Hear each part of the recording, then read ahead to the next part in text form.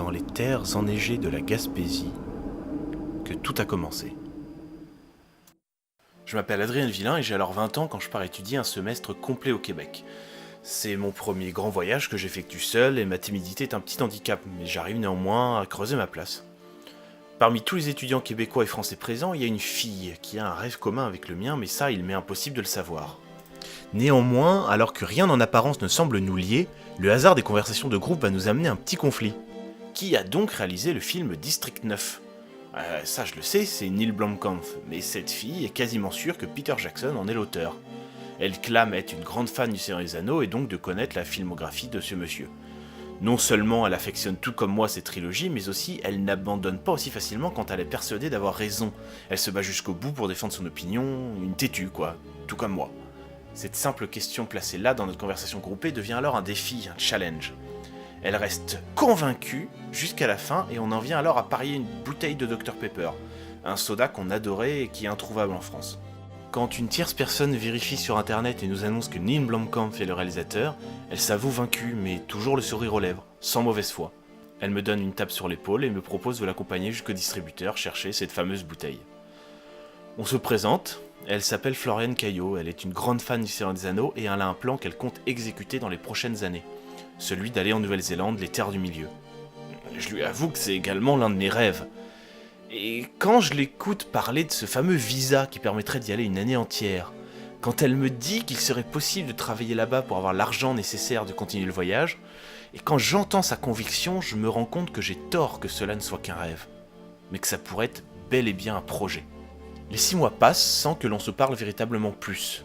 Néanmoins, plusieurs jours avant notre retour en France, le jour même de mon anniversaire, elle s'investit personnellement à organiser quelque chose et nous passons alors la soirée à se parler. Il s'avère que nous sommes alors similaires dans notre façon de penser et de voir les choses. Et nous nous parlons tellement que nous loupons même une aurore boréale. Le jour de se quitter, on se reparle de ce projet de Nouvelle-Zélande. Et nous vient alors une idée. Et si on y allait tous les deux ? Mais rapidement je me ferme et chasse l'idée de ma tête. Ouais, mais les gens ils disent toujours ça. Regarde, là autour de nous, tout le monde se dit au revoir, ils s'enlacent en se promettant qu'ils se reverront. Mais franchement, tu peux être sûr que ça sera pas le cas, quoi. Ils sont un peu hypocrites. Ils vont s'ajouter sur Facebook et puis s'oublier. Je connais les gens et ils peuvent être vraiment décevants, quoi. Le visage de Floriane perd alors son sourire, elle m'attrape par les épaules, plonge son regard dans le mien. Mais je ne suis pas les gens.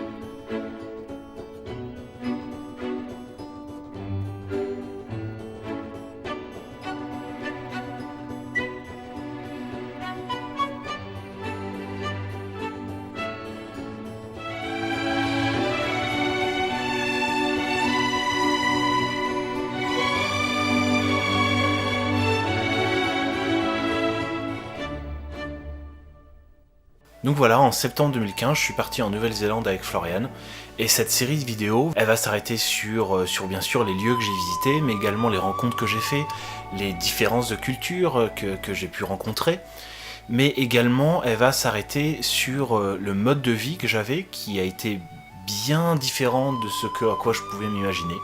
Donc j'ai pu prendre beaucoup de photos et de vidéos, j'ai pu récupérer celles de Floriane et d'autres amis que j'ai rencontrés là-bas, et donc je vais essayer de faire une série de vidéos qui tentera au mieux de retranscrire vraiment l'expérience que j'ai vécue là-bas.